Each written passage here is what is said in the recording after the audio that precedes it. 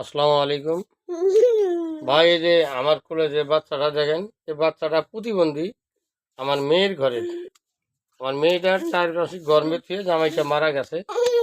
আল্লাহর ইচ্ছা ভাই, ছেলেটা প্রতিবন্ধী হয়েছে। তার সঙ্গে আবার এই মির্কি রোগ।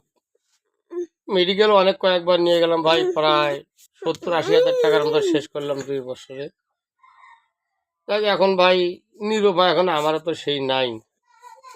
এখন আপনারা 10 আছেন, সবার মাঝে আমি ছবিটা দিয়ে দিছি। এই দেখেন আমার কোলায় যেমন করে শোক সময়ের জন্য এরকম করে 1 সেকেন্ডের জন্য মানে বসে থাকে না, স্থির থাকে না। শোক সময়ের জন্য মানে আর ওই হু হু এই শব্দটাই। তো ভাই আপনারা জানতেছেন, সব দেখতেছেন, বাচ্চাটা দেখাশোনা তো মোটামুটি সুন্দর, কিন্তু আল্লাহ যে তার মাঝে এই রোগ দিছে, তাকে আমরা দয়া করে একটু শেয়ার কমেন্ট করেন ভাই। দেখা যায় যদি আল্লাহ আপনার শেয়ার করেন চলে ছেলেটার কিছু উপকার হয় ভাই। এরই আর কি দাবি ভাই, আর কিছু না। আসসালামু আলাইকুম।